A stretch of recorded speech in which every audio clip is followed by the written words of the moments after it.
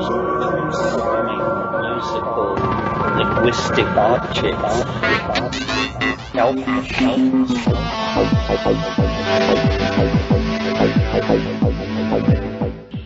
Greetings from Cyberdelic Space. This is Lorenzo, and I'm your host here in the Psychedelic Salon. And along with me, at least in spirit, are some other co-hosts in that they are fellow saloners who sent in donations recently. So let's all thank Damballa Wedo Productions. That's DAMBALLAH WEDDO. So I hope I pronounced that close to right. Stephen D., Howard U., Brown Rabbit Creations, and longtime saloner Mark C. for their generosity in these difficult days.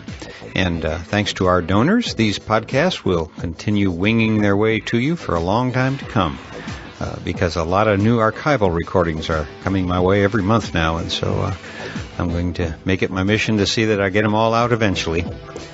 So without any further ado, let's get back to the 1992 Terence McKenna workshop. Since we played the first two parts already, as you already know, while Terence titled this workshop Hermeticism and Alchemy, it has actually been an eclectic bag of interesting stories and information, I think. And he doesn't disappoint today, because we're about to hear another wide-ranging discussion that took its direction from the questions asked by the audience. And among other answers he gives in answers to the questions he's asked, one of them was, what holds our concept of a community together? And I'd never heard him ask that before, and his answer, of course, was typical Terence. He said, what holds us together is what holds all subcultures together, which is an experience. In this case, the experience of being loaded. And, you know, it's a very powerful and immediate kind of experience. And, yes, there are a few more skips or cutouts or whatever they're called in the recording. But, again, I don't think they will seriously slow you down. So let's travel back in time now to the year 1992, the depths of the Reagan-Bush debacle, and join the one and only Terence McKenna once again. Okay. Well, there seemed to be a lot of hands up when we left. Can anybody pick up the thread? Yeah. Yeah, I've heard you speak many times the self-transforming machine type and stuff. And what I know, I recognize you very much insisted that the DMT realm is a very alien realm, very unlike something like Jung's archetypes, etc. But when I hear your descriptions of these entities, which I have not encountered, though I tried, I hear a fairly an image of an elemental spirit, which we would call in Western sort of folk mythology. In the sense that, one, just because you use the word elf, though I know they don't really look like necessarily like classical elves, but the sense of a small entity doing a lot of work that is neither good nor bad, in the sense it's sort of mischievous, it's not demonic, but it's not, an angel. And the sort of sense of them being small and doing a lot of work comes to me very much as sort of an impression of an elemental. And one, if you could just respond to that, and also, to me, then I just think of your own particular racial heritage and the fact that the main elemental spirits that one thinks of are often these little Celtic little fairy dudes, and how you sort of, I'm sure you've thought of this to some degree, but how you sort of integrate these things. Well, some of you may know this book. It's a classic called The Fairy Faith in Celtic Countries by Evans Vance. And it was reprinted recently, and I wrote the introduction to it. It mentions in there, when Patrick arrived as a missionary in Ireland to convert the pagan Irish, the problem that he encountered was this belief in the land of fairies. And he, in order to convert the pagan Irish, he convinced them that these were souls of the dead in an intermediate zone that was neither heaven nor hell, which he called purgatory. Purgatory was invented to accommodate the folk beliefs of the pagan Irish. And when it was brought back to Rome, it seemed like such a good idea for converting all kinds of pagan peoples on the fringe of the expanding sphere of Christianity that it's been in place ever since. I've wondered, I think I even talked sometime this week to somebody about the way in which there's a kind of a racial or a genetic undertone about some of this stuff. I never really felt, I didn't know till I was 13 years old that I wasn't a white person, because I grew up in Colorado where everything was white bread culture, and my father may have had opinions about the IRA and all that, but we were never told, that we were Irish.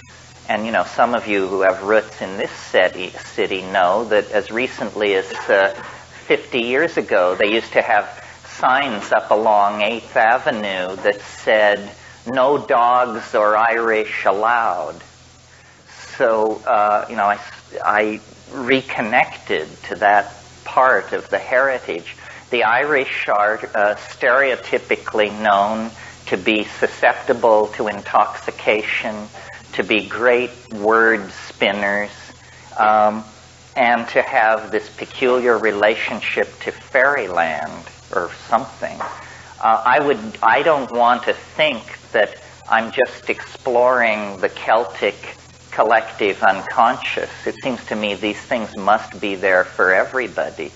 Nevertheless, we're so concerned to suppress racial differences because we're a democracy and because racial problems have haunted American politics from the very beginning, that we tend to want to believe that everybody is different. I mean, everybody is the same. But in fact, I took a course once at Cal, it was interesting. It was given by the forensics department, the only course I ever took in the forensics department. And it was called Biochemical Markers for Individuality. And one of the things we did, it was actually taught by Alexander Shulgin, the great drug designer.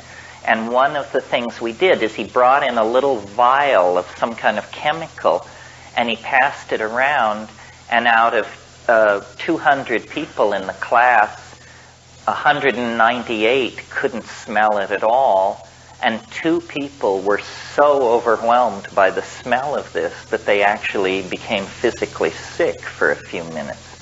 Well, what this is, and then he explained to us, these people were probably up to 50,000 times more sensitive to this chemical than most people, and that this is a gene that you carry for sensitivity to this thing.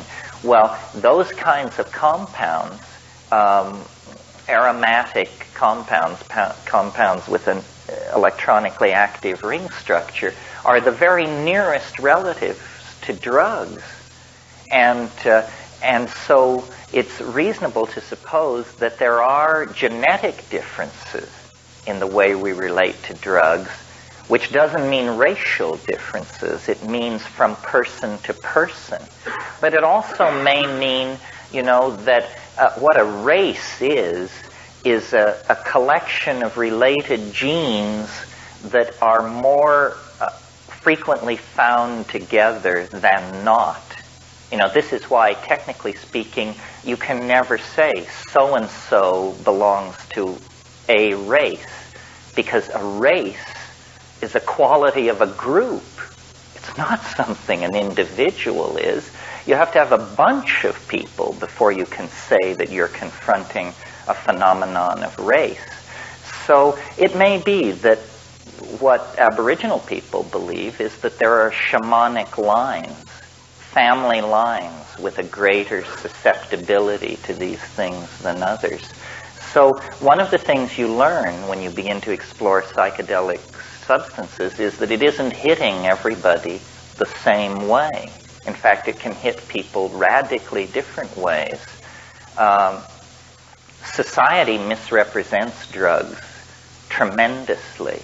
For example, we all know the stereotyped image of the pothead. The pothead can't work, can't remember. It's the inarticulate, dumb hippie image. Well, I've never met anyone with a deeper devotion to cannabis than myself. And, I'm very proud of my memory and my ability to get verbally organized under almost any conditions. So I completely violate the stereotype of what it is to be a pothead. Well, how many people are there like that? I mean, I'm always amazed when people say, no, I don't want to smoke any pot. It'll mess with my memory. I mean, really? How peculiar. So what you have to do, it's just like every other thing. Everything you've been told is wrong, and you have to take life by the handlebars and figure out what's really going on, which doesn't mean that you're reckless.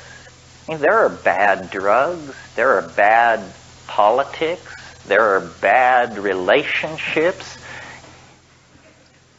I hope that answered your question. It was a two-part question, though.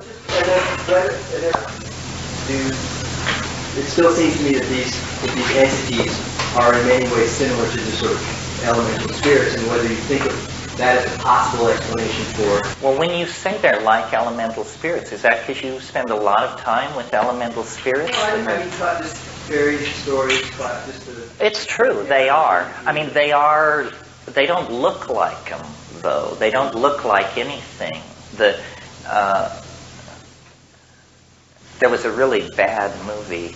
Those of you who don't have kids can tune out here, but since I have kids, I've seen a lot of bad movies, because that's what they make for kids. And I think it was 4 or 5 years ago at Christmas time, there was this movie called Santa Claus that tune out on. But there was one scene in the elves' workshop where they were making thousands of toys, and there were all these conveyor belts going from level to level, and these guys rushing around at full speed. It was the most DMT-like reconstruction I've ever seen. So it's funny, though, that the elf mythology doesn't carry the sense of strangeness that you get in the DMT flash, although I suspect that what that is that we've been polluted by Disney. That Disney has given us this vision of fairies, and number two, harmless. And, it's the Tinkerbell phenomenon. Because if you go back before, is it Andrew Lang who wrote all those books, the blue fairy book, the brown fairy book, the white fairy book?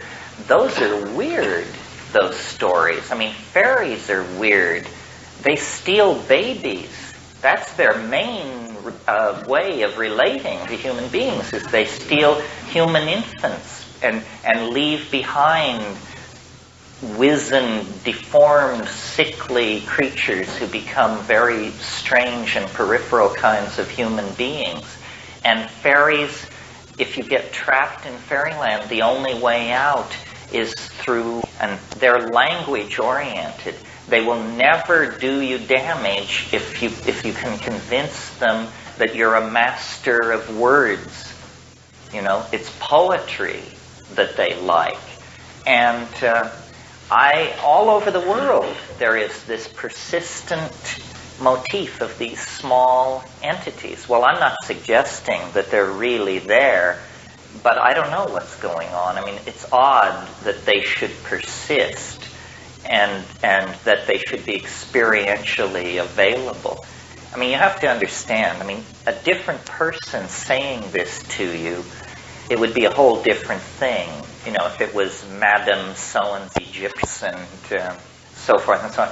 I'm pushed to this stuff by experience, because my inclination is toward reason, It's just that everybody moves along safe channels.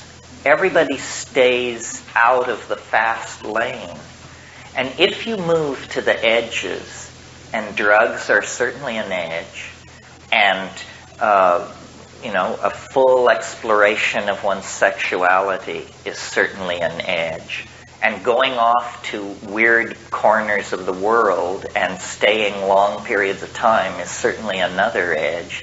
And if you do these kinds of full affirming world of white bread, European bourgeois, work hard types, just looks as weird as any cultural adaptation could possibly be. I mean, I have said many times, and you probably agree to some degree, that reality is created by language. But we don't realize how true this is, that reality really is created by language, and that we are all imprisoned in somebody else's language. This isn't how we want to talk. Most of the words, I'd say 90% of the words and constructions we use would be great-grandfather. We are living inside a 90% 19th century worldview. And culture cannot evolve any faster than its language evolves, because what cannot be said cannot be done. What cannot be said cannot be put in place. So in a way, one way of thinking about psychedelics is that they empower language. It's a way to force the evolution of language. The way you stretch the envelope of culture is by creating language. Everybody, this happens unconsciously in society, Hasidic Jews or reggae people or whatever, the way they create their boundaries is through language, the Catholic Church, this is how they do it. Speaking Yiddish is a way to do it. You create a new reality inside the old one, and you can do it by moving backward into a specialized language, or you can move forward into a new language. Look at how the introduction of the computer has transformed our language in the 70s and the 80s. Draw, CPU, throughput, output, input, bug, glitch, all of this stuff. These are words that have been empowered by our involvement with a machine. Now, before that, the major influence on language in my lifetime was the LSD episode of the 1960s, and it always amuses me how much time and energy the establishment spends on heaping abuse on hippie talk. And it's even now, it's sold to you guys as West Coast talk. It's sold on the West Coast as LA talk. It's sold where you are, you're close to it, but not of it. It's like they used to say of the Watergate scandal, linked but not tainted. And what LSD did, I can remember, if I can remember, words like, or a concept like ego trip. The first time I heard that, I didn't know what it meant. I didn't have the concept. Well, then once somebody explains to you the concept, then you've got it. Vibes. That notion introduced a whole bunch of people to the idea of emotions. He said, you walk into a room, it was a bad vibe, man. Means that there's no rational deconstruction of what was going on, but you could just tell it was not a place you wanted to be. So it began to empower new realities that were able to emerge. And it was very important, I think, to the establishment to suppress that, because new words are the beginnings of new realities. That, the gay thing is an interesting example of that. It goes from, what was it called in the 19th century? The love that dare not speak its name. Interesting. You see, it was there, but you dare not speak its name. Somehow to name it was to bring it too much into the forefront. And people who were gay, nobody could anybody. I mean, it was worse than being a communist. Now, it's empowered. And all the various racial groups who have had to come up through the American meat grinder have had to create vocabularies of community that they were proud of, rather than accepting the vocabulary of the dominator culture. I mean, a good example is the NAACP.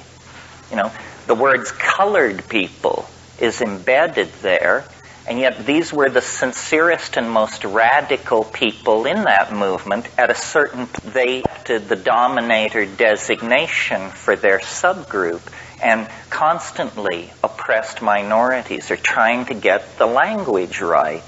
And it's important for us to do this too. I mean, are we stoners? Are we heads? Are we shaman? What are we exactly? Well, pouring psychedelic substances into that mix then opens the doorway for the logos to define you. And building community is part of this. We are an interesting potential community because we tend, unfortunately, toward the lily white, but not concerned. I don't see any class dominating.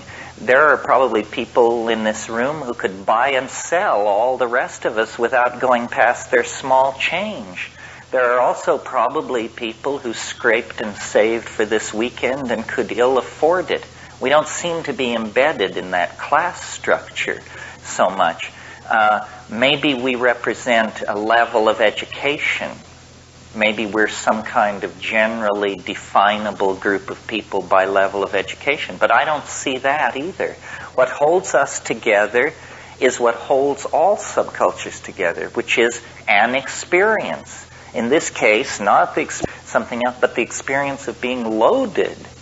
And, it's a very powerful and immediate kind of experience.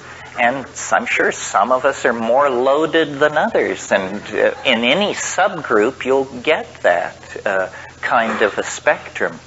Yeah. Well, this is just, I don't want to harp on this, but with the DMT thing, what do you go to it now for? I mean, have you gotten familiar with the terrain, or is it every time as shocking as the first time? It's always pretty shocking. I've spent a lot of time on it. What happens for me is that these entities want me to do what they're doing. And what they're doing is using sound to make objects appear out of the air. They can sing objects into existence. And this, I think that they're language elves. They're not made of matter. Well, then what are they made of? It seems as though the place you go on DMT is made purely of language. It's as though there is a syntax, hard thing to picture, but they are more like, sometimes they're like sentences rather than organisms. The essence of their presentation is like that of a pun. And so what they want you to do is they want you to learn to make a better kind of language. They want you not more articulate, not more clearly defined, but they actually believe or suggest that there can be a dimensional breakthrough into a language that is seen with the eyes. I think that the breakthrough that we're waiting for is not going to come out of a political movement or a redistribution of wealth or anything which could be called political. It's going to come out of a shift in the body. And these things happen. I mean, it's very mysterious how it happens. Like, think about language, ordinary language. Here you have two people. One is mute, and the other has the ordinary powers of speech. They look exactly alike. You can't tell a mute person from anybody else. And fairly complex behavior. Language is a behavior of some sort. And it's very hard to imagine that it slowly insinuated itself into our being. It looks to me more like it was a kind of quantum leap of some sort, and probably appeared very suddenly. And there have been other, less dramatic, but more recent things like this going on. For example, you go to school and they teach you that in the 15th century, perspective was the thing for me to understand. I mean, perspective was discovered? How could it be discovered? I mean, you just walk, here it is, right? And say, no, before 1425, people didn't know that the part of the house farther from you was smaller than the part of the house. You can't understand. It doesn't make any kind of sense. Another example is St. Augustine, who was this great father of the church and who was, by the way, African. And he was known as the most brilliant theologian of his age. And the way he would prove to people that he was an exceptional and holy man was they would open a book of theology in front of him and let him look at it for a few minutes, and then they would close the book and he would be able to tell them what was written there. As far as we can tell, St. Augustine was the only man in Europe who could read silently. Can you imagine this? It was a miracle. Say, we don't know how the bugger does it. You just show him the book, and then he can tell you what's written there. Meanwhile, everybody else has to say, the buzz. And now we've completely assimilated this, although there are still a few among us who move their lips when they read.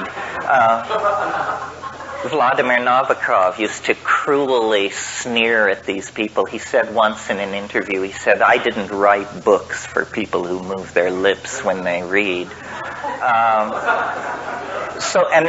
And a final example, which will indicate that we've come to the end of the line, in terms of sudden behaviors emerging, is, according to my friend Bill Gibson in his book, The Difference Engine, oral sex was virtually unknown in England until the middle of the 19th century. And then it was brought in by French prostitutes, and it was just a mind-boggling concept to these Victorians. They could not wrap their mind around it. Well, from our vantage point, we probably assume people have been into this since the Stone Age. Maybe they have, but at least for several centuries in Victorian England, it absolutely died out as inconceivable. And,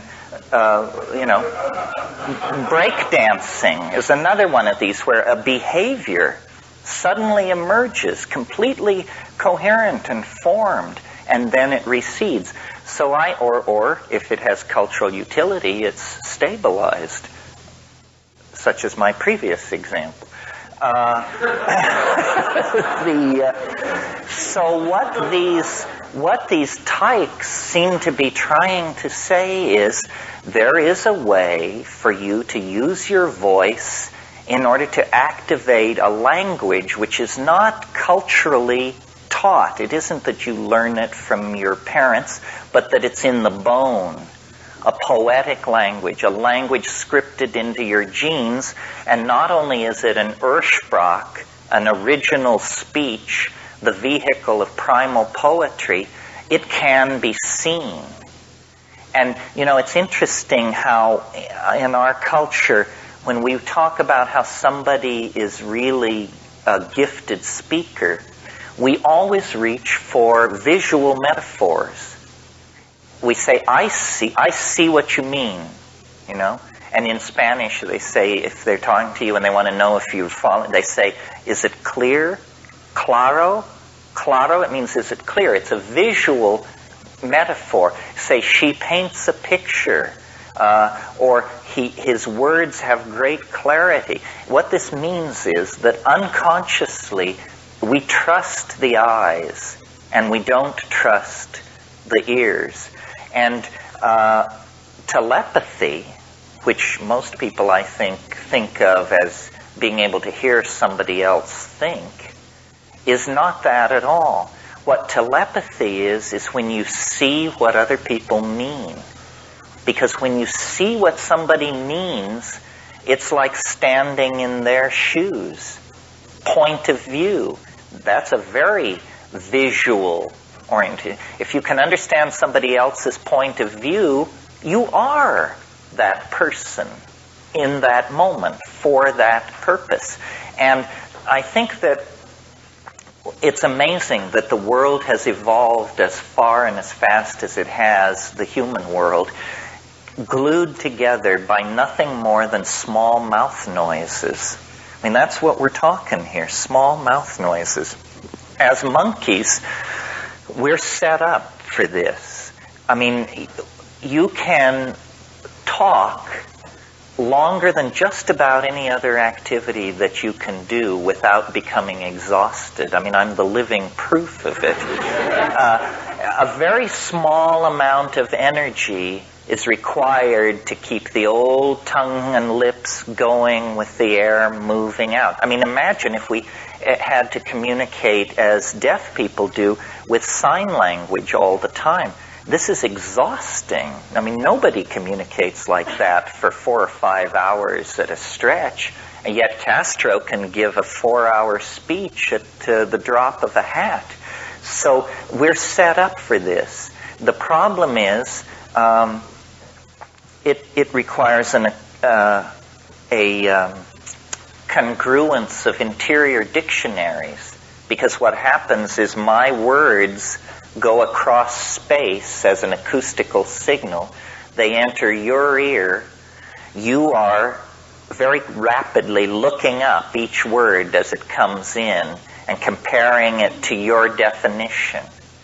And as long as we don't look too closely at this, communication seems to be happening.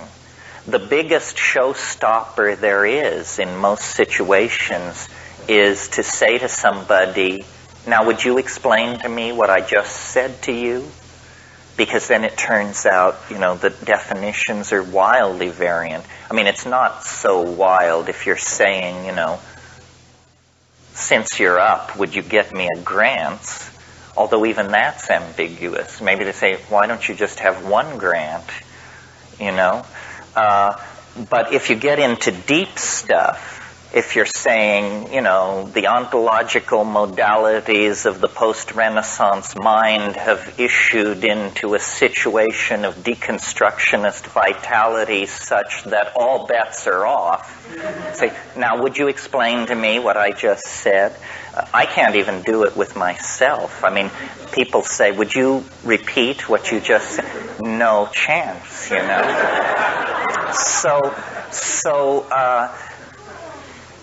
And I've looked at this, and there are models for this kind of verbal communication. Did we talk yesterday about the octopi and all that?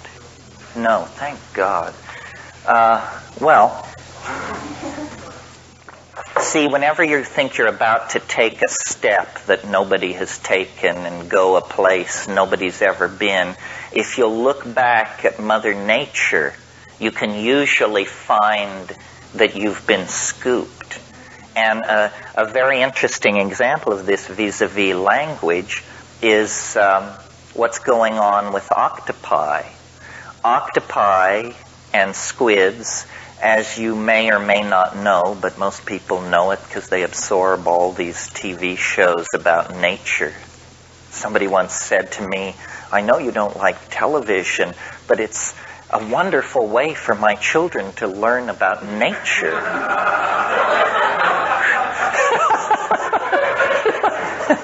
anyway, what we've all learned from watching these wonderful shows about nature is that octopi can change colors. And most people think it's because they're into camouflage. You know, you move on to green seaweed, you turn green, brown rocks, you turn brown. It isn't that at all. It's something much more profound. It's that all over the surface of octopi are these specialized cells called chromatophores, and they can change into many colors.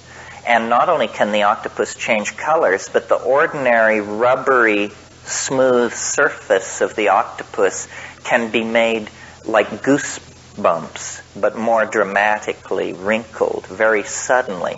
The other thing about an octopus is, because they're soft-bodied, when they're in water, which is their natural element, they are very, very adept at folding and unfolding various parts of their body. So they can reveal a part of their body and then fold in and then show another part, and they're like a silk scarf in water.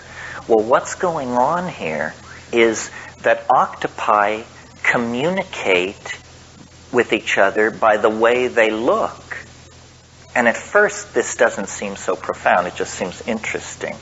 But when you analyze what's happening, you realize that this is a profound evolution in the project of communication, because there is no culturally sanctioned dictionary among octopi.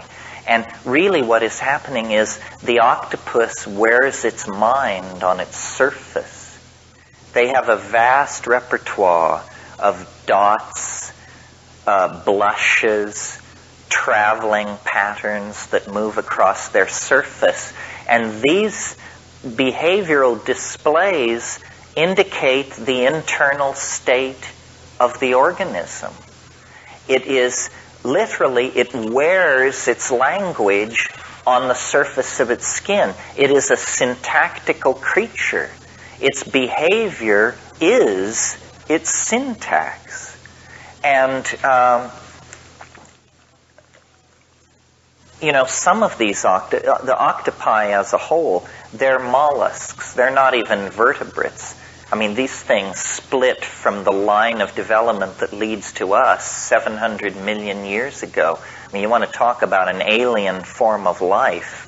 An octopus is about as far away from the human experience as you can possibly get. They evolved in shallow coastal waters, but then, because so many things were evolving in those shallow waters, some of them evolved into the benthic depths. And in those depths, there is no light.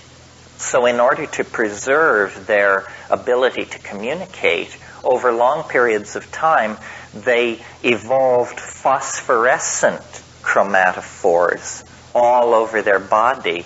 And some octopi even have eyelid-like membranes put on various places of their skin so that they can blink very rapidly and modulate the phosphorescent light.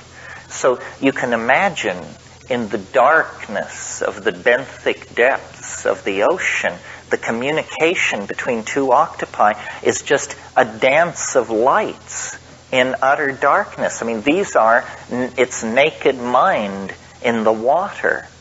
And when they are in communication like that, they are, for all practical purposes, one organism. This is why octopi excrete ink into the water. It's so that they can have a private moment. Essentially the octopus ink is the equivalent of correction fluid. You just have to erase. You say, I didn't mean that at all. And then, here's what I really meant. Well, this is why I'm interested in virtual reality, because it seems to me what we're trying to do is some kind of striptease of the mind. We want to get the mind naked, because if it can be made naked, then we will understand each other. We are clothed in flesh and then clothing, and then class difference, race difference, age difference, income difference. But if you could see the mind naked, the commonality of human beings would be reinforced, and the presence of ego among us would be diminished. Also, there's no ambiguity in visible language. It's interesting that in the book of Revelations, there is this talk about how there is this sword which comes out of the mouth. It's describing a word which can be seen. And the whole history of the evolution of the Western mind is, in a sense, the birth of the Logos. The Logos is making its way towards self-expression. And it's doing this by claiming dimension after dimension of manifestation. And I think that electronic media and electronic culture and drugs and the mixing of all our world cultures together, what this is empowering is a visible logos, a logos that is beheld and therefore lacks ambiguity. Yeah. I don't think we're just the mind, but wouldn't you also say that certainly you're a balanced soul? Well, mind and soul, in my estimation, probably not correctly, tend to migrate toward each other. You know, in the late medieval period, you get a lot of talk about, is the spirit the same thing as the soul, and are these things the same as the intellect? I mean, yes, we are soul, but I would say mind is the visible manifestation of soul. That would be a good Catholic definition, because you see that keeps soul out of animals. If you say mind is the visible manifestation of soul, then you have restricted the existence of soul to the human species. Well, that seems to come more Western scientific ideology. I think Sufi masters, Francois Khan, would say in cosmic language that the intuition is a higher form of intelligence than the mind. Well, the mind is not a form of intelligence. The mind is the theater in which intelligence is manifested. You don't want to confuse the garage with the car. I mean, there really is a balance of power where you give it heart and mind. It's never just the mind or never just the heart. You're using all the equipment, right? Well, maybe I sort of hear you associating mind to brain, because you're saying heart and mind. I mean, mind is heart. Everything goes on within the confines of mind. It's like the light that you switch on when you walk into a darkened room, and then everything else is the furniture within the room. Mind is simply the light which is shed over the landscape of appearances. You know, I mean, this is only my definition. I'm aware of the Neoplatonic emphasis on the mind. I think they called it the ens, and so forth and so on. But in modern psychological terms, the mind is just the theater of cognition in some way. Mind, consciousness. No, consciousness is something which happens in the mind. I mean, there is an unconscious mind as well. Mind is the inclusive category, I think. Yeah.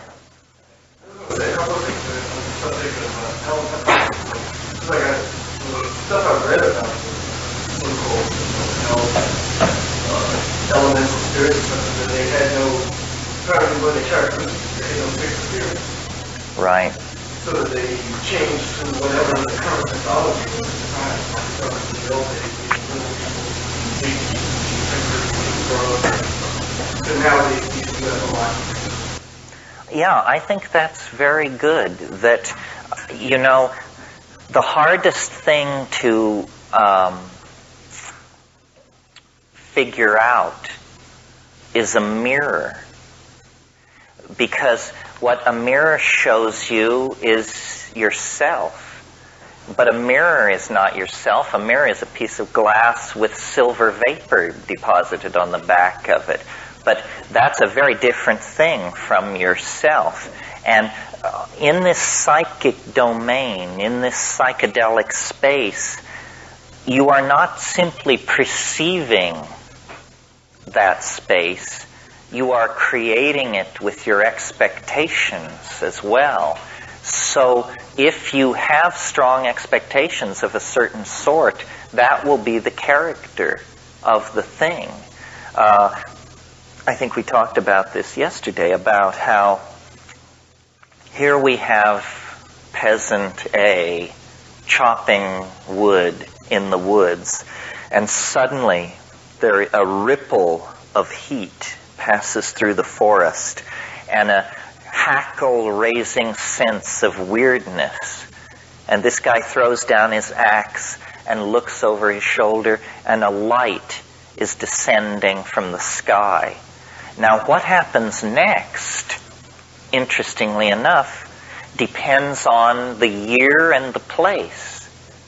If the year is, let's say, 1000, and the place is southern France, then the Virgin Mary will be descending from the sky.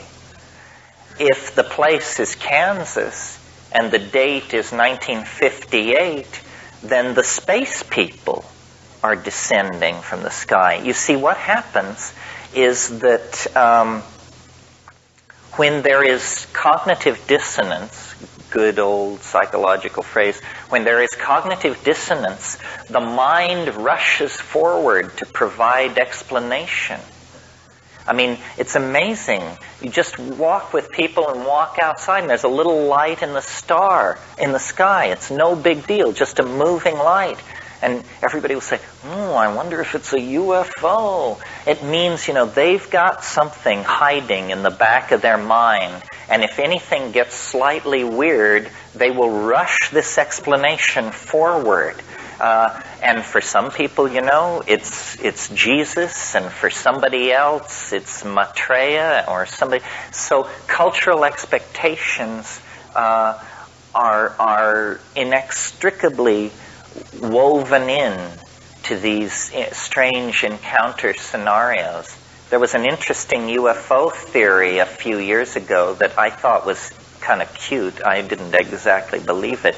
But these people, Michael Persinger and some Lafreniere, they wrote a really amusing book called Space-Time Transience and Unusual Events.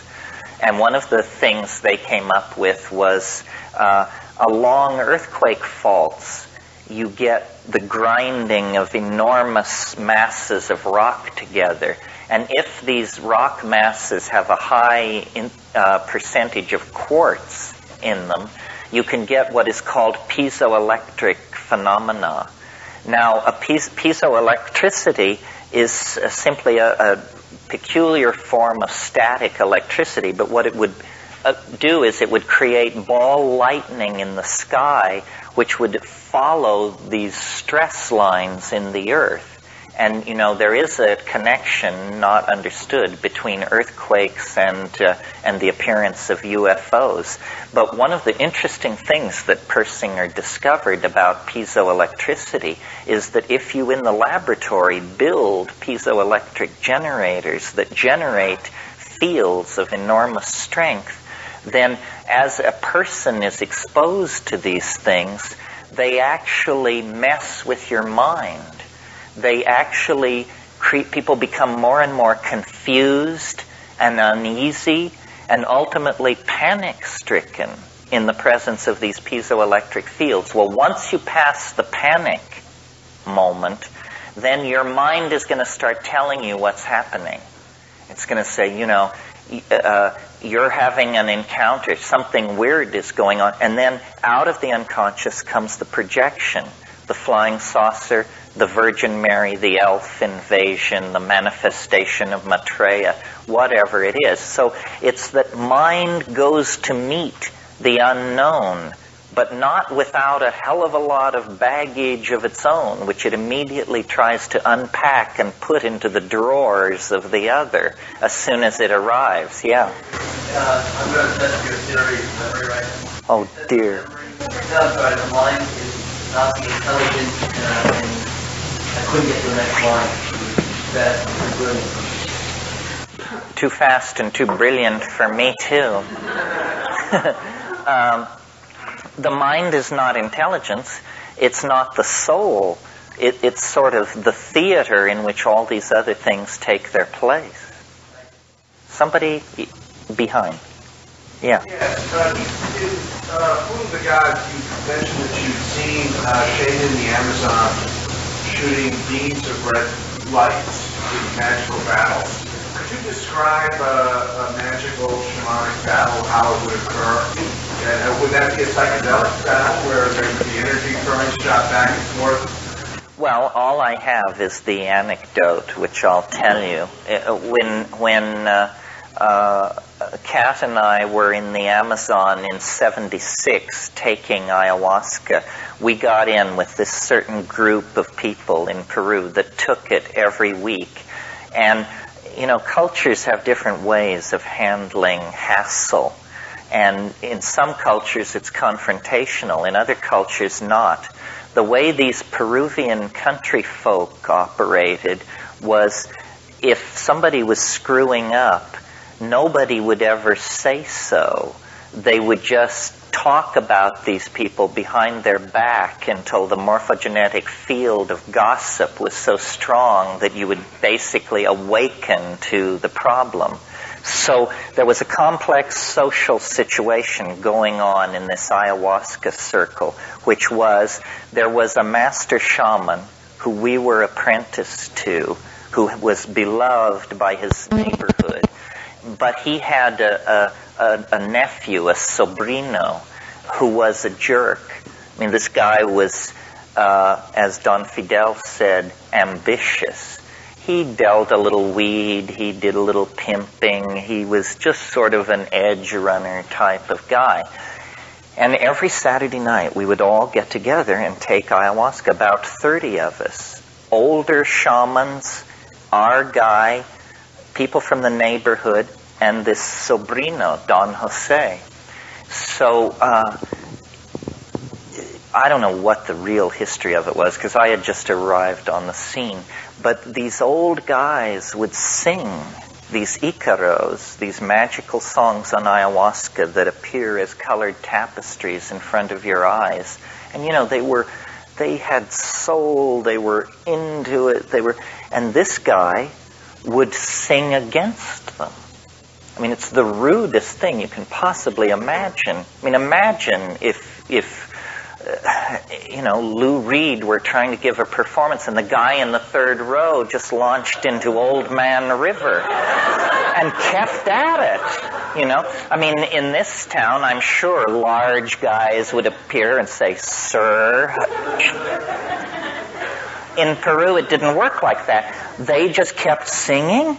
He kept singing. And it was clear that this is how it was going to be handled, that we had just divided into two separate entities here. Well, my wife was sitting next to me, and he was sitting across the room from us, the sobrino, and I had been watching him for a long time, and I was loaded to the gills, and I could see he would get up on his haunches, and he looked like a monkey. His face... It was uncanny. I mean, he looked like a monkey, and he also looked kind of like a jackal, a dog with long teeth. Kept going through these changes, and Kat leaned over to me and said something like, "This guy is an asshole." And I just said, you know, let it slide. What do we know? Think of it as anthropology. But she wasn't having it. So after a while, he kept doing this. And at one point, and everybody in the room, every person in the room was bummed out, and they were looking at their laps. All eye contact was broken. It's actually, when I was a kid, I invented a word. The word is fardao, and it means the embarrassment you feel when someone else fucks up. and you happen to just be there, but somehow the aura of it is so strong. So the entire room is just awash in Fardao, and the old guys are singing, and the guy is singing. So then at the end of a particularly intense clash of these two styles, my wife just looked across the room at this guy and put the whammy on him. And I saw these red arrows leave her eyes and like dotted lines go across them. And they moved fairly slowly, more slowly than you could throw a ball or something. Well, when this line of red arrows got to this guy, he was knocked off his feet. He fell backwards with his legs in the air, and there was a big noise. And all the singing stopped, and everybody in the room looked up, and these three old shaman who were sitting behind Don Fidel, who I, to that point, had not heard speak any language but Quechua, one turned to the other and he says in Spanish, "Oh, the gringa sends the zabudabara." Yeah. What about the shape-shifting? You mean becoming a jaguar and all that? Yeah, what's happening there, or the night bird, the owl, It's everything happens.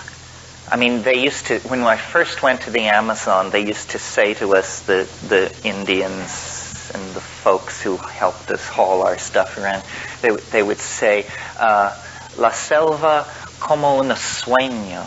It's like a dream. The forest is like a dream.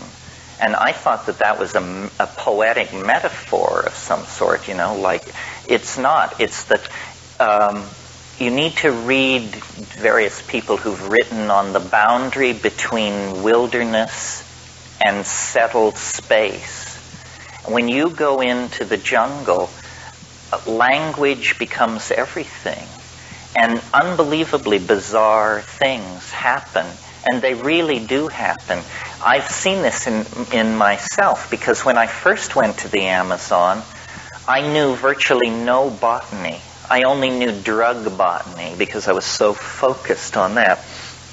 We would go down these jungle rivers, and there would be hours that would pass where no words related to where I was would come to me. I called it the big green. That's what it was to me. It was the big green, and there was a lot of different kinds of green, and that was it. Well, then the next time I went to the Amazon, I was with professional field botanists.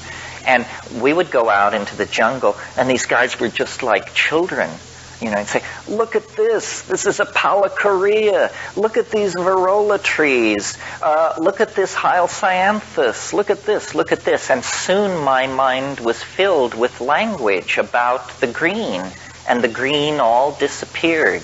And instead there were plants that I knew and that were familiar to me. And this coming to terms with a local language is very interesting. You see, you speak the language you speak in most cases because of where you were born. If you were born in Russia, you speak Russian. China, Chinese.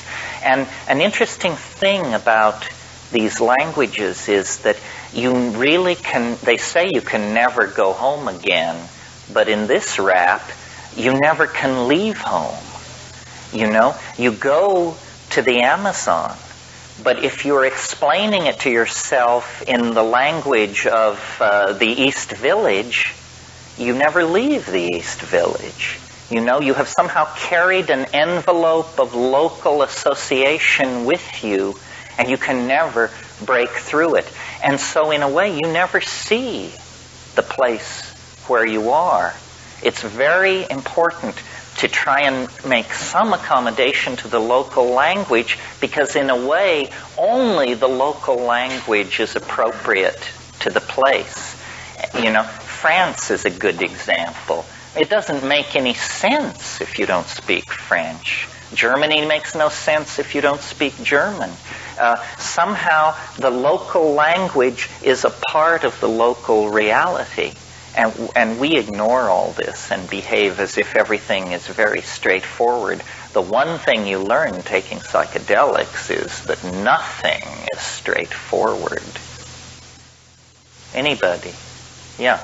You cited a study supervising growth in journalists in the 10,000 years. Uh-huh. One of them is technical project in the history that someone was towards it. Now, is all evolutionary progress part of this? When you look at the entire span of the Earth's history, we've got several million years and almost nothing but bacteria. And then, to sort of on an even larger scale, a lot of the development of higher organisms is sort of rushed towards the near end of our present location. Is it all coming from this one object, or is history skimmed by different transcendental objects? Like the thing that gave us breakdancing, one object passed through its message to the world and was breakdancing, whereas another object passed by 2,000 years ago and that was Egyptian stylized representation or that kind of thing? No, I think there's one transcendental object that exerts attraction wherever it can. You see, what evolution seeks to do is to stop itself. Every organism wants to evolve into what's called a climaxed ecosystem. That's where everybody has their chair and nobody moves. So there are no empty chairs. You see, everyone has a place to sit, but there are no empty chairs. Where you get evolution is where you have a room half full of empty chairs. Then you have the choice of where to sit. Most animal species and plant species are not evolving, or are evolving very slowly, because evolution tends to dead end itself. I mean, take cockroaches, for example. Cockroaches achieved their present evolutionary status 200 million years ago. They haven't changed an iota. We can dig up fossils from the Pennsylvania coal beds that have cockroaches no different, except slightly larger, than the ones running around in your apartment. So this has been clearly a very successful strategy for cockroaches if the only thing that matters is, the propagation of more cockroaches. Nevertheless, their cultural accomplishments have been dismal. So, until recently, yes. I had a friend once who seriously claimed that 60% of the structural integrity of New York City was contributed by cockroaches between the walls, and that if all the cockroaches were to ever march out, the whole thing would just fall down. You see, it's thought by the straightest people in the biz that before human beings, the major force creating evolutionary opportunity were rivers. And this happens because the course of rivers will vary over time, and that means that rivers expose and inundate a lot of land. So along rivers, you find what is called, I can't remember what it's called. I'll name it. It's called unclaimed territory, sandbars, and large areas where nothing grows. Well, into those kinds of areas, what are called volunteer species or invader species can make their way. And these invader species evolve very rapidly. For instance, in a climax tropical rainforest, what you find are enormous trees and vines, and then the epiphytes and stuff that grow on them. But these trees may flower once every 20 years or so. And when they do flower, they often produce a very limited amount of fruit. What you find along rivers and places like that are what we call weeds. And what a weed is is a plant that is, number one, annual. It dies every year. And weeds produce enormous amounts of seeds. A weed strategy is a strategy for the rapid invasion and claiming of empty land. And before human beings, rivers were the major creators of empty land. Carl Sauer, who was a biologist and a geographer, he said, man found the earth a climaxed rainforest, and we will leave it a weedy lot. What that means is we create so much waste land that these annual heavy seeding rapacious plants are replacing the products of climaxed evolution, which are enormous trees and vines and that sort of thing. Anybody else? This is your last crack. I wanted to bring up Jacques Vallée and the War on a Learning Schedule. The UFO thing. Which book does he talk? Well, I don't know which particular book. It might be a Dimension Voice. Oh, Voyage to Magonia is a good one. Is it the new one? I haven't read the new one. I think Jacques Vallée, I have a lot of respect for most of his work. I thought that book, The Messengers of Deception, was so off the track that I actually went to a book signing of his and leafleted the crowd with an attack on it. Shows you what a nut I am. For those of you who don't know, Jacques Vallée had a very interesting approach to understanding flying saucers, and I still think this is the best method.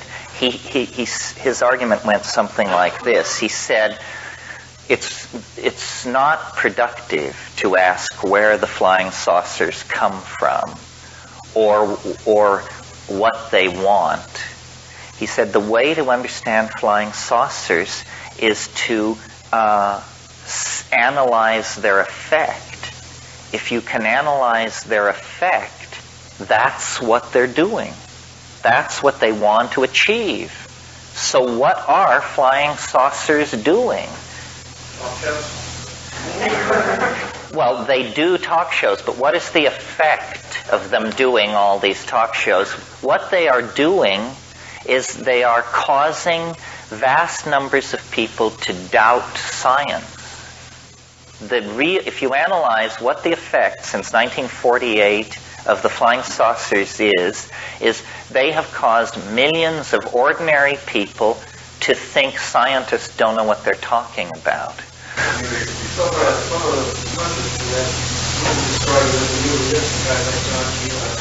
That's right, that it offers a new alternative. Well, now, here's an interesting analogy, and it's not mine, it's Jacques Vallée's. But let's think, we've been talking so much today about the late Roman Empire. Here's another take on the late Roman Empire. The Roman Empire was this immensely successful civilization in that it was able to export its vision of an imperial center over vast parts of the world. The problem with the Roman Empire was that it was an ethical disaster. First of all, it ran entirely on the backs of slaves. So anybody who starts talking to you about the grandeur that was Rome, should be reminded, the grandeur of Rome it was a bargain basement on 3 floors masquerading as a military brothel. It was not a great civilization. And what happened to Rome? Well, they had all these people inside the empire, among them Jews. And over there in Jerusalem, a long way from Rome, where communication was difficult, this story got loose among the Jews. And from the point of view of the Roman Imperium, the Jews were a barbarian people. I mean, they were Semites, and they had some strange religion and so forth and so on. They were looked upon, in other words, as primitives. And so, and if you were to have sat down to have dinner with a typical Roman bureaucrat of the Imperium, you would discover that the table talk would be all about democracy and atomism, Epicureanism, Stoicism, and skepticism. In other words, they were thoroughly modern people, and they thought they had very advanced bullshit detectors. And so then, it comes to the attention of this Roman noble that the house slaves, the kitchen boys, and the gardeners are all whispering and all excited about some Galilean magician who's running around the Eastern Mediterranean telling people that not only can he rise from the dead, but so can you. And a Roman sophisticate looking at this would say, these primitive, uneducated, colored people that we have to put up with, why don't these people step out of their own private Idaho and get with the program and study a little Greek philosophy? They're just superstitious. Well, hey, in a world where information moved no faster than a horse could gallop, within a century, these uneducated, superstitious people and their irrational religion of magical redemption were hammering at the gates of Rome. And a century after that, the emperor himself, a god for political purposes, has to make Christianity the official religion of the empire. In other words, what happened was that political and technological and architectural accomplishments got way, way out in front of ethics. And at that point, the unconscious said, I'm going to pull the rug out from under these Roman dominator types. I'm going to unleash a religious system in their very midst that will be an informational virus that they'll be dead before they ever know what hit them. And this is what Christianity is, it was a religion of the displaced underclasses of the empire, and within 300 years it took over and began its own pogroms and genocidal programs of extermination. The flying saucer is a similar thing. We have achieved great things in technology and in social organization and in scientific research. But like the late Roman Empire, ethics and morality have lagged far behind. And so now, the same unconscious that sent us the mystery of the virgin birth and the resurrection, which completely confounded Roman rationalism. What were they to make of that? A virgin birth and a resurrection from the dead. They send us the flying saucers. And the flying saucers are destroying the faith in the scientific control systems and managerial theories at the very center of our civilization, just as surely as the Roman Imperium was broken by this superstitious religion. So what it is that there is a force in this world, call it the unconscious, call it the cosmic giggle, call it whatever you want. But when a society gets all twisted and out of balance, it can pull it down in a hurry. And I think the psychedelic thing in the 60s was viewed this way. It's that the dominator society is incredibly fragile. That's why whenever you see somebody who has to pile up guns and guns and guns, it means that they're not terribly confident of their ability to keep control of the scene.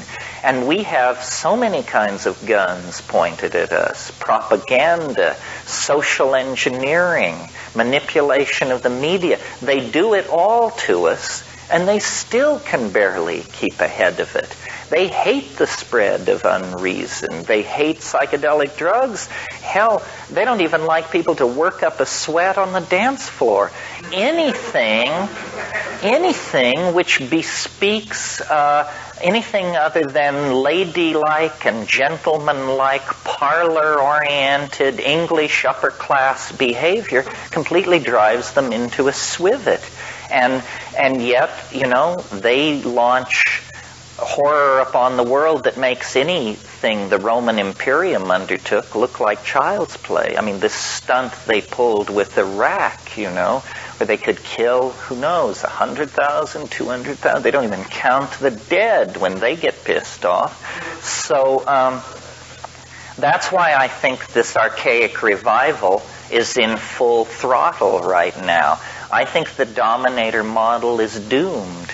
And all the things that are coming forward, the assertiveness of racial minorities, the assertiveness of sexual and intellectual minorities, people are just saying, we're not going to take it anymore. And don't tell us what to believe, and don't tell us what drugs to take, and don't tell us what's politically correct, because your record is a nightmare. And this general discontent spreading through society is, I think, keeping a lot of these dominator types up late at night trying to figure what's going on. I mean, can you imagine being in charge of the planet as though, suppose you were the CEO of General Motors or something like that. I mean, every piece of data that crosses your desk says, you're in trouble, big trouble. Somebody had a question. Yeah. I was getting back to your abode and extraterrestrial visitation. Are you saying these things are merely unconscious projections that have no objective reality? No, I'm saying they're coming from another dimension of some sort that actually has a plan for the human race that is larger than the plan of the people who seek to run this society. Their plan, it's a brilliant plan. Their plan is, let's keep everything as much the same as possible. I mean, since World War II, they have been at war with the future. They do not want to let the future happen. And of course, the future is building up like a log jam in a river. And what it means is when the future finally tears loose and overwhelms these structures that they have built, it's going to be more dramatic, more sudden, more violent than they could ever have dreamed of or imagined. The establishment, yeah. Who are they? Who? So the aliens then are doing what? They want to protect us from this pessimistic future? No, they're forcing the evolution of language. The real cataclysmic future does not lie in the propagation of the errors of industrial materialism. The real transformation of the future is built into the rocks, the ocean, the animals. It's not coming from human beings. The people who think they're running the world are dreaming. I'm completely convinced that no one is in control and that this is very good news. Nobody is in control. Not the Communist Party, the Vatican, the World Bank. Nobody is in control. There may be groups who dream of controlling, but their frustration level must be approaching infinity at this point. Looks like all of the radars on the highway. The radar's not dead. Yeah, that's right, exactly. Yeah. For thousands of years, people went to the Eleusinian mystery, the dominant mystery cult of the time, psychedelic days.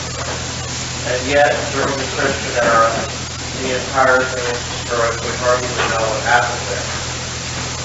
Why did that happen? Did the Eleusinian grammar cult, were they somehow corrupted by Rome, or taken over by Rome, or were any elitists, or what happened? No, this was a military event. Alaric the Visigoth and his folks were moving south through the Peloponnesus.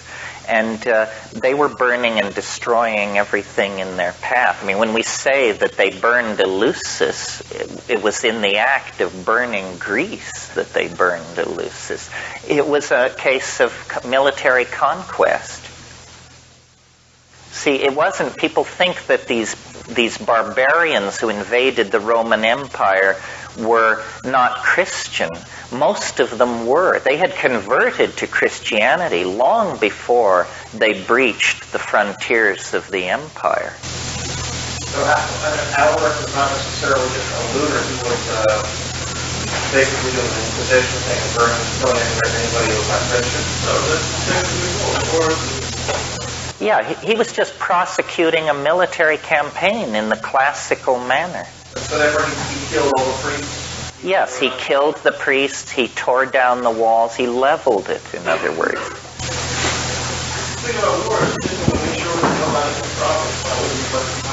That's right, scorched earth.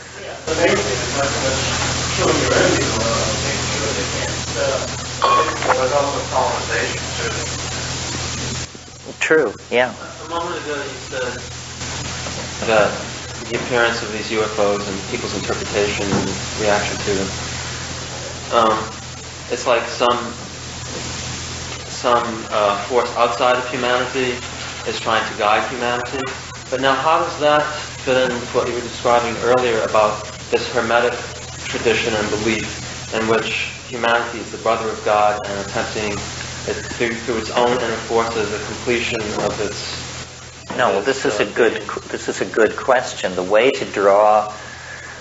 to steer the Hermetic question toward the UFO question is to look at, and I did want to look at this in the course of the day, this concept of the philosopher's stone. You see, alchemy arises out of Hermeticism. Essentially, Hermeticism is the philosophy that stands behind alchemy, which is the workbench activity of this magical system. The philosopher's stone is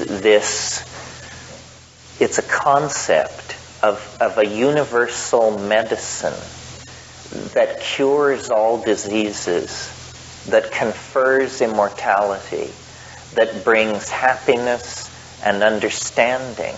But it's more than that. It's everything you want it to be. And the flying saucer is this same idea. The flying saucer, if you're really interested in this, the best book ever written on flying saucers, or one of the best, was written just a couple of years after the first flying saucers were seen. It's by Carl Jung, and it's called Flying Saucers, a modern myth of things seen in the sky. And he talks there about how the human mind has an appetite for what are called totality symbols. The human mind is always trying to complete itself, fix itself in some way. And mandalas and certain kinds of symbols have the quality of indicating that this completion is underway.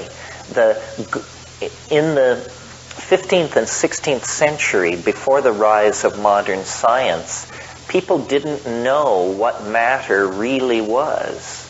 They didn't really know what was possible with matter. So they would, get glass flasks and combine horse manure and blood and all these things, and they would cook it for weeks and weeks, and they would observe color changes, and they did not have the kind of very fixed notion of the separation between mind and matter that we have, because we have been trained to see mind and matter as tremendously separate categories. So these alchemists, working often day and night in remote areas on, bad food and ergot-infested bread and what have you. Anyway, eventually they began to enter into a kind of waking hallucination with their alchemical activity. And so what you have in these glass retorts, presumably, are swirling chemical mixes. But the alchemist, looking at these things, didn't clearly distinguish between what is going on in the alembic, the alchemical vessel, and what was going on in their own imagination. The two categories weren't separate. So Jung noticed that these descriptions of chemical procedures that come out of alchemy are not to be taken seriously as real recipes. They are descriptions of psychic processes leading toward individuation. Well, in a sense, the flying saucer is nothing more than a modern rebirth of the philosopher's stone. I mean, the flying saucer is the universal panacea at the end of time. It's the thing which cannot exist, but which does exist, and which, if we could obtain it, everything would be different. You see, we've swapped out elementals for aliens. And we've swapped out the philosopher's stone for the flying saucer. Nevertheless, if we were to attain the flying saucer, it would be the equivalent of these 16th century people obtaining the philosopher's stone. We are so bound into the concept of the fixity of matter and its separateness from us as a mental category that we really rarely exercise our imagination in the way that that these early people did. For us, everything stands still. I mean, it's a mental exercise you should do for yourself sometime, is imagine that you had a material that could do anything. This is what the philosopher's stone is. It's a material object, and it can do anything. Well, what do I mean by anything? Well, if you needed to go somewhere, you could take this material and stretch it out, and then sit on it, and it would fly. If you were hungry, you could eat it. If you needed to take a shower, you could stretch it a certain way and hold it above your head, and water would pour out of it. If you needed a piece of information, you could just address it and ask, like a visual telephone. See, we have created the philosopher's stone in the diffuse form of technology. We can do everything I just described: fly, talk to people at great distances, eat synthetic food, and so on. But we have solved each problem separately. Now, in a way, the computer is an interesting leap toward the philosopher's stone, because if you analyze what a computer is it's a machine which can do anything. You have to tell it what you want it to be. If you want it to balance your checking account, it can do that. If you want it to predict the weather, it can do that. If you want to play a game with it, it can do that. It's mind-boggling to realize that anything you can conceive of, the computer can simulate. The computer is the first in a long line, extending into the future from this point in time, of omnipurpose machines.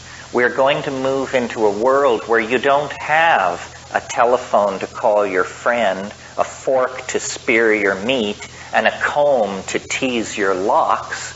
You have one thing, and this one thing does whatever you need to have done. Technology is beginning to compress, and it will, of course, be a kind of computer, but it will be voice programmable to do anything. Well, this is a very hermetic ideal, and we are migrating toward this kind of a fusion of possibilities. This is the secret of how to dematerialize culture. Make machines which can do more than one thing. Make machines which can do thousands of things, but always return to being a little ball or a little box or something. You're listening to the Psychedelic Salon, where people are changing their lives one thought at a time. Okay, I'll bet that when Terence was just now comparing a computer to the Philosopher's Stone, that you thought of the iPhone too. I guess that once you can take a shower under it and then fly it somewhere, and after that eat a bit of it, then Steve Jobs and those great Apple wizards will have accomplished what alchemists have been attempting throughout history. Of course, my guess is that if those ancient alchemists arrived on the scene today and saw the current version of the iPhone, they'd probably think it was better than any stone they'd been thinking of. I don't know why I'm even talking about an iPhone. I don't even have a cell phone, let alone an iPhone. But seems like all my coolest friends seem to have one, so I'm sure the alchemists would like it too. Also, I was interested in hearing Terence talk about how the establishment did its best to squash out any new words that the hippies came up with, and they did that as a way to keep their culture from evolving. And that reminded me of a conversation I had about 5 years ago when I was just about ready to launch this podcast. I was talking with a gay friend of mine, and I mentioned that I was thinking of maybe avoiding the word psychedelic and call it the entheogen lounge or something like that, because the word psychedelic was so loaded with negative connotations by the mainstream. And his reply was that whatever word I decided to use would also be taken away from me unless we claim that for ourselves. And his example was the way the gay community took the word queer back and then used it with pride. And so I stuck with psychedelic, and now that it is once again regaining respectability, I'm very thankful for that advice. Just now hearing what Terence had to say about it makes me understand what really good advice that truly was. Okay, now I've got to ask, what did you think about Terence's very detailed description of a machine elf being more like a sentence or a pun than something material? Now, if you can make any sense at all out of that, I'd sure like to hear about it. I've been over his machine elf rap quite a few times just before going into DMT space, and my experiences, even if I could describe them, were nothing like what Terence talks about. And by the way, and I think I mentioned this before, I actually did have one experience where I encountered real knobby-nosed, bumpy-headed little Disney-like elves. There were 4 of the little buggers, and we actually conversed for a while and had a laugh. But that's another story for another day. My only point being that we may not want to take Terence's descriptions too literally, or you may wind up kind of disappointed with an experience that otherwise you would have thought was awesome. Now, rather than chatter on here anymore, I'm going to get back to reviewing the last hour of this workshop and try to get it online for you in the next couple of days. It looks like there's about an hour left that we haven't heard yet, and that'll give me a little chance at the end to pass along some of my observations about the Psychedelic Science Conference that was held a week or so ago. But for now, I'll just close today's podcast by once again reminding you that this and most of the podcasts from the Psychedelic Salon are freely available for you to use in your own audio projects under the Creative Commons Attribution Non-Commercial Share-alike 3.0 license. And if you have any questions about that, just click the Creative Commons link at the bottom of the Psychedelic Salon webpage, which you can find at psychedelicsalon.org. And if you're interested in the philosophy behind the salon, you can hear all about it in my novel, The Genesis Generation, which is available as an audiobook that you can download at genesisgeneration.us. And for now, this is Lorenzo signing off from Cyberdelic Space. Be well, my friends.